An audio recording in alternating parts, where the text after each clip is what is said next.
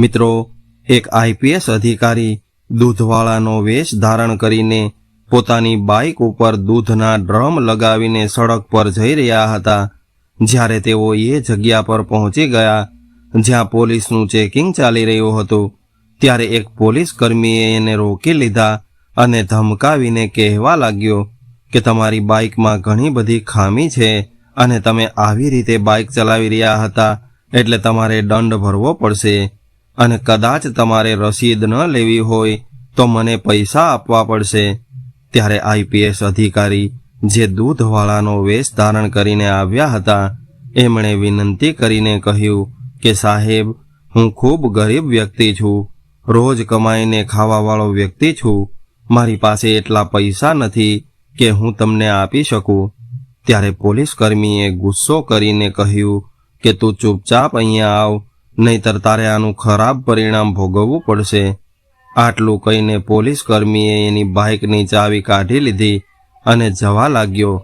તો મિત્રો, આ આઈપીએસ અધિકારી ત્યાં દૂધવાળાના વેશમાં શા માટે ગયા હતા અને આગળ શું થયું એ જાણવા માટે આજની કહાની અંત સુધી ધ્યાનથી સાંભળજો. અને અત્યાર સુધી તમે અમારી ચેનલને સબસ્ક્રાઇબ ન કરી હોય તો સબસ્ક્રાઇબ જરૂરથી કરજો. તો મિત્રો, આ કહાની બિહારમાં રહેવાવાળા અંકુરની કહાની છે. અંકુર પોતાના માતા પિતા સાથે બિહારના એક જિલ્લામાં રહેતો હતો. અંકુર ખૂબ ભણેલો હતો, પરંતુ હજુ સુધી એને કોઈ નોકરી નહોતી મળી. એ નાનું મોટું કામ કરતો હતો અને થોડા ઘણા પૈસા કમાઈને પોતાના ઘરનું ગુજરાન ચલાવતો હતો. એક દિવસ અચાનક એની માની તબિયત ખરાબ થઈ ગઈ એટલે અંકુર પોતાની માને લઈને ડૉક્ટર પાસે ગયો. ડૉક્ટર સાહેબે માની તપાસ કરી અને થોડી દવા લખી આપી. ડૉક્ટર સાહેબે એવું કહ્યું કે આ દવાઓ લાવવી ખૂબ જરૂરી છે, કેમ કે તમારી માની બીમારી આ દવાઓ વગર સારી નહીં થઈ શકે. ડૉક્ટરે એ પણ જણાવ્યું કે આ દવાઓ આપણા શહેરમાં ક્યાંય નહીં મળે. આ દવા લાવવા માટે તમારે બીજા શહેરમાં જવું પડશે. ત્યારબાદ અંકુર ડૉક્ટરને પૂછવા લાગ્યો કે સાહેબ, આ દવાની કેટલી કિંમત હશે? ત્યારે ડૉક્ટરે કહ્યું કે લગભગ 1000 રૂપિયાની આવી જશે. ત્યારબાદ અંકુર દવાઓ લાવવા માટે બીજા શહેરમાં જવા માટે નીકળી ગયો. પરંતુ રસ્તામાં એક પોલીસ ચેકપોસ્ટ આવતી હતી અને એ ચેકપોસ્ટ પાર કરીને જવાનું હતું. ચેકપોસ્ટ પર પહોંચીને જોયું તો ત્યાં મોજૂદ એક પોલીસ કર્મી વાહનોમાં ચેકિંગ કરી રહ્યો હતો. જ્યારે અંકુર પોલીસ ચોકી સામે પહોંચ્યો ત્યારે પોલીસ કર્મીએ એને રોકી લીધો. એટલે અંકુર પોતાની બાઇક રોકીને ખૂબ નમ્રતાથી પૂછવા લાગ્યો કે બોલો સાહેબ, શું પ્રોબ્લેમ છે? ત્યારે પોલીસ કર્મી કહેવા લાગ્યો કે તારી બાઇકમાં પ્રોબ્લેમ છે એટલે તારી રસીદ બનાવવી પડશે. ત્યારે અંકુર ખૂબ આત્મવિશ્વાસ સાથે કહેવા લાગ્યો કે સાહેબ, તમે મને એ જણાવો કે મારી ગાડીમાં શું પ્રોબ્લેમ છે, કેમ કે અંકુર જાણતો હતો કે એની ગાડીના બધા જ કાગળો વ્યવસ્થિત છે અને હેલ્મેટ પણ પહેર્યું હતું. એટલે પોલીસ કર્મીએ કહ્યું કે તું તારી બાઇકના કાગળ બતાવ. ત્યારે અંકુર બધા જ કાગળો બતાવવા લાગ્યો. અંકુરની બાઇક પણ સારી કન્ડિશનમાં હતી. જ્યારે પોલીસ કર્મીએ હેલ્મેટ વિશે પૂછ્યું ત્યારે અંકુરે એ પણ બતાવી દીધું. હવે પોલીસ કર્મી પાસે કોઈ પણ કારણ વધ્યું નહોતું જેથી કરીને એ અંકુર પાસેથી પૈસા લૂંટી શકે. મિત્રો, આ પોલીસ કર્મી રોજ રોજ લોકો પાસેથી પૈસા લૂંટવાનું કામ કરી રહ્યા હતા અને પૈસા મળે તો જ વાહનોને આગળ જવા દેતા. ત્યારબાદ પોલીસ કર્મીએ અંકુરની બાઇકના નંબર જોયા અને કહેવા લાગ્યા કે તારી બાઇકના નંબર બીજા શહેરના છે એટલે તું આ બાઇક અહીંયા નહીં ચલાવી શકે. પરંતુ અંકુર ખૂબ ભણેલો ગણેલો અને કાયદા કાનૂનની જાણકારી રાખવાવાળો વ્યક્તિ હતો. એટલે એણે તરત જ જવાબ આપી દીધો કે સાહેબ, હું આ ગાડી અહીંયા કેમ ન ચલાવી શકું? મારી ગાડીનું રજિસ્ટ્રેશન થયું છે અને મેં આ ગાડીના બધા જ ટેક્સ ભર્યા છે. કદાચ મેં બધો જ ટેક્સ ભર્યો છે તો હું આ બાઇકને આખા ભારતમાં કોઈ પણ જગ્યાએ ચલાવી શકું છું. તમે મને રોકી ન શકો. આટલું સાંભળીને પોલીસ કર્મીને મહેસૂસ થયું કે આ છોકરો દલીલ કરવા લાગ્યો છે, એટલે એને ગુસ્સો આવી ગયો અને જોરથી કહ્યું કે કદાચ તારે તારી બાઇક અહીંથી લઈ જવી હોય તો ફાઇન તો ભરવો પડશે, નહીંતર હું તારી બાઇકને આગળ નહીં જવા દઉં. ત્યારે અંકુરે શાંત સ્વરમાં કહ્યું કે સાહેબ, મારે કઈ વાતનો ફાઇન ભરવો પડશે? જ્યારે મારા બધા જ કાગળો સાચા છે, મારી નંબર પ્લેટ પણ બરાબર છે અને મારી બાઇકમાં કોઈ પણ પ્રકારની પ્રોબ્લેમ નથી. મેં તો હેલ્મેટ પણ પહેરી રાખ્યું છે, તો પછી તમે મને કયા આધાર પર રોકી રહ્યા છો? અંકુરે ચોખ્ખું કહી દીધું કે હું ફાઇન નહીં ભરું. ત્યારે પોલીસ કર્મીએ કહ્યું કે તો પછી રસીદ ફડાવી લે. જો તારે રસીદ ન બનાવવી હોય તો તું મને 500 રૂપિયા આપી દે, નહીંતર રસીદ ફાડવી પડશે. મિત્રો, અંકુર પાસે ફક્ત એટલા જ પૈસા હતા જેનાથી એ પોતાની માની દવા લાવી શકે. ત્યારે અંકુર વિચારવા લાગ્યો કે હું આ પૈસા અહીંયા આપી દઈશ તો મારી માની દવાઓ નહીં લાવી શકું. એટલે અંકુર પરેશાન થવા લાગ્યો, પરંતુ એમણે દ્રઢતાથી કહ્યું કે સાહેબ, હું ન તો ફાઇન આપીશ કે ન તો તમે મારી રસીદ બનાવી શકો છો, કેમ કે મારા બધા જ કાગળો સાચા છે. ત્યારે પોલીસ કર્મી ગુસ્સે થઈ ગયો અને કહેવા લાગ્યો કે તો તું જોઈ લે, હું હમણાં જ તારી રસીદ બનાવું છું. ત્યારબાદ પોલીસ કર્મીએ અંકુરની બાઇકનો ફોટો લીધો અને 500 રૂપિયાની રસીદ બનાવી દીધી અને અંકુરને રસીદ આપીને કહેવા લાગ્યા કે હવે તું જઈ શકે છે, આ દંડ તું કોર્ટમાં જઈને ભરી દેજે. અંકુર રસીદ તરફ જોવા લાગ્યો એટલે એને ખૂબ દુઃખ થયું. એ ખૂબ પરેશાન થવા લાગ્યો, પરંતુ એમણે એવું વિચાર્યું કે કંઈ વાંધો નહીં, આ રસીદની સમસ્યાને હું પછી જોઈ લઈશ, પરંતુ પહેલાં માની દવા લાવવી ખૂબ જરૂરી છે. ત્યારબાદ અંકુર પોતાની બાઇક લઈને મેડિકલમાં ગયો અને દવા ખરીદીને એ તરત જ પોતાની મા પાસે આવ્યો અને માને દવા આપીને કહ્યું કે માં, હું દવાઓ તો લઈ આવ્યો છું, પરંતુ રસ્તામાં એક દરોગા સાહેબે કોઈ પણ કારણ વગર મારું 500 રૂપિયાનું ચલણ બનાવ્યું છે. આવું સાંભળીને અંકુરની માને પણ થોડું દુઃખ થયું. ત્યારબાદ અંકુર આ ઘટના વિશે વિચારવા લાગ્યો અને એને મહેસૂસ થયું કે આ મારી સાથે અન્યાય થયો છે, કેમ કે મારી બાઇકના બધા જ દસ્તાવેજ સાચા હતા. મેં તો હેલ્મેટ પણ પહેર્યું હતું, મારી નંબર પ્લેટ પણ સરકારી નિયમો પ્રમાણે હતી, છતાં પણ મને 500 રૂપિયાનો મેમો આપ્યો છે. આ તો ખોટું થાય છે. ત્યારે જ અંકુરે નક્કી કર્યું કે હું આ અન્યાય વિરુદ્ધ અવાજ ઉઠાવીશ અને વિચારવા લાગ્યો કે આ દંડ હું કોઈ પણ સંજોગોમાં નહીં ભરું. આ ઘટનાની બધા જ લોકોને ખબર પડવી જોઈએ કે અહીંયા કેવી રીતે મજબૂર લોકોને લૂંટવામાં આવે છે.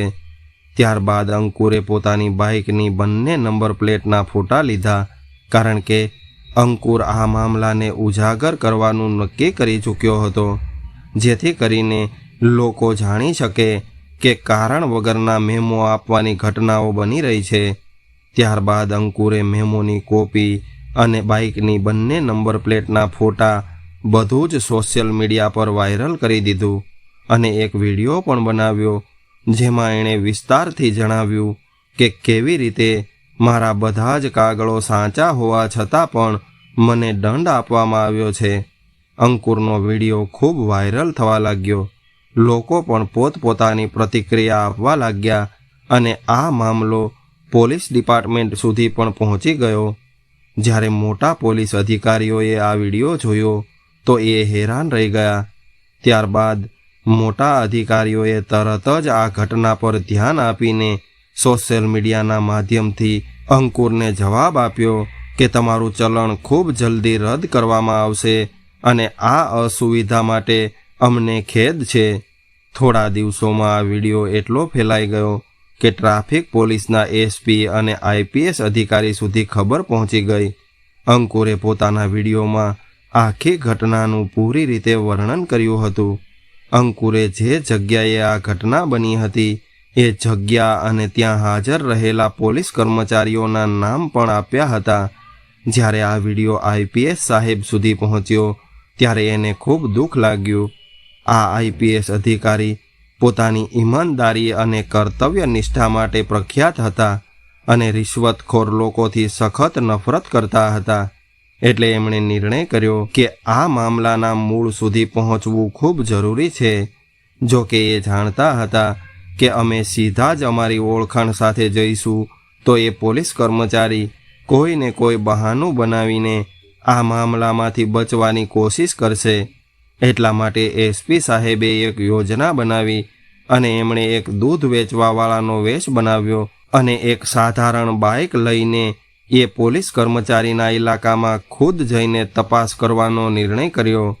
એની એવી યોજના હતી કે આ દરોગાની વાસ્તવિકતાને ઉજાગર કરવા માટે કોઈ પણ જાણકારી આપ્યા વગર જવું જોઈએ અને એ સમજવું જોઈએ કે આ લોકો સામાન્ય જનતા સાથે કેવો વ્યવહાર કરે છે. ત્યારબાદ એસપી સાહેબ પોતાની વર્દી છોડીને એક સાધારણ વ્યક્તિના રૂપમાં એ ચેકપોસ્ટ તરફ રવાના થયા જ્યાં આ ઘટના બની હતી. હવે એને એ જાણવું હતું કે શું આ કર્મચારીઓ સાચે જ આવી હરકતો કરી રહ્યા છે. જ્યારે એસપી સાહેબ એ ચેકપોસ્ટ પર પહોંચ્યા ત્યારે એક કોન્સ્ટેબલે એને રોકી દીધા. ત્યારબાદ એક દરોગા એની પાસે આવ્યો અને બાઇક તરફ જોઈને એવું કહ્યું કે તમારી બાઇક તો ખૂબ જૂની છે એટલે આનો મેમો બનાવવો પડશે. ત્યારે દૂધવાળાના વેશમાં એસપી સાહેબે ખૂબ શાંતિથી કહ્યું કે સાહેબ, હું ખૂબ ગરીબ વ્યક્તિ છું. અમે રોજનું લાવીને રોજનું ખાઈએ છીએ. મારી બાઇકનો મેમો ન બનાવો. ત્યારે દરોગા ગુસ્સે થઈ ગયો અને કહેવા લાગ્યો કે તું ગરીબ હોય કે અમીર હોય, અહીંયા નિયમ બધા જ લોકો માટે એક છે અને તારી બાઇકમાં તો ઘણી બધી પ્રોબ્લેમ હોય એવું લાગે છે એટલે દંડ તો ભરવો પડશે. કદાચ મેમોથી બચવું હોય તો 500 રૂપિયા આપી દે. ત્યારે એસપી સાહેબે ખૂબ ગરીબ વ્યક્તિની જેમ વિનંતી કરીને કહ્યું કે સાહેબ, મારી પાસે પૈસા નથી, હું ક્યાંથી ભરીશ? એટલે તમે મારા પર દયા કરો અને મને જવા દો. ત્યારે દરોગાએ ગુસ્સો કરીને કહ્યું કે તારે મેમોથી બચવું હોય તો જલ્દીથી પૈસા આપ, નહીંતર તારી બાઇક અહીંયા જ ઊભી રહેશે. હવે જલ્દી નિર્ણય કર કે તારે શું કરવું છે. ત્યારે સાહેબે બધું સાંભળી લીધું અને હવે તેઓ એ જાણવા માગતા હતા કે આ દરોગા પોતાની હદ કેટલી આગળ સુધી વધારે છે. મિત્રો, આઈપીએસ સાહેબ જે એક દૂધવાળાના વેશમાં આવ્યા હતા એ આ દરોગાની તમામ હરકતો પર ધ્યાનથી નજર રાખી રહ્યા હતા અને થોડી વાર બાદ એસપી સાહેબ કહેવા લાગ્યા કે સાહેબ, મારા બધા જ કાગળો સાચા છે અને મારી બાઇકમાં કોઈ પણ પ્રોબ્લેમ નથી. ત્યારે એ દરોગાએ કહ્યું કે મેં બધું જ જોઈ લીધું છે. તારી બાઇક તો 2-3 વર્ષ જૂની છે. આટલું કહીને એણે એના હેલ્મેટ તરફ જોયું અને કહેવા લાગ્યો કે તારું હેલ્મેટ તો ખૂબ જૂનું છે અને આવા હેલ્મેટ સાથે ગાડી ચલાવવી એ પણ ગુનો બને છે. ત્યારે આઈપીએસ સાહેબ કહેવા લાગ્યા કે આ હેલ્મેટ જૂનું જરૂર છે પરંતુ તૂટેલું નથી. આવું સાંભળીને એ દરોગાને હવે કોઈ બહાનું ન મળ્યું એટલે એણે ગાડીમાંથી ચાવી કાઢી લીધી અને એવું કહ્યું કે કદાચ તારે અહીંથી આગળ જવું હોય તો અમને કંઈક ને કંઈક તો આપવું પડશે, નહીંતર તારી બાઇક અહીંયા જ પડી રહેશે. આવું બધું જોઈને આઈપીએસ સાહેબને ખૂબ ગુસ્સો આવ્યો પરંતુ એમણે ખુદને શાંત રાખ્યા કેમ કે એ આ દરોગાને રંગે હાથે પકડવા માગતા હતા. એમણે એવું વિચાર્યું હતું કે કદાચ હું અત્યારે જ મારી ઓળખાણ જણાવી દઈશ તો આ તરત જ માફી માગવા લાગશે અને ખુદને બચાવવા માટે બહાના બનાવવા લાગશે. પરંતુ મારે તો આને સબક શીખવાડવો છે જેથી કરીને આવા લોકોની હરકતો પર રોક લગાવી શકાય. જ્યારે એ દરોગા 500 રૂપિયાની માંગ કરવા લાગ્યો ત્યારે એક હવલદાર કહેવા લાગ્યો કે તમે અમારા દરોગા સાહેબ સાથે શા માટે દલીલ કરો છો? જુઓ, તમે 500 રૂપિયા આપી દો, હું એની સાથે વાત કરીને તમને જવા દઈશ. ત્યારબાદ હવલદાર પેલા દરોગા પાસે જઈને કહેવા લાગ્યો કે સાહેબ, આ વ્યક્તિ ગરીબ છે એટલે એને જવા દો, એ 500 રૂપિયા આપી દેશે. ત્યારે આઈપીએસ સાહેબે જવાબ આપ્યો કે 500 રૂપિયા તો હું આપી દઈશ, પરંતુ કદાચ મારે અહીંથી રોજ નીકળવું હોય તો શું રોજ 500 રૂપિયા આપવા પડશે? ત્યારે પોલીસ કર્મચારીએ હસીને કહ્યું કે તો તમે એક કામ કરો, આજે 500 રૂપિયા આપી દો અને કાલથી અમારા માટે 5 લીટર દૂધ લેતા આવજો. આવી રીતે તારું પણ કામ થઈ જશે અને અમારું કામ પણ ચાલતું રહેશે.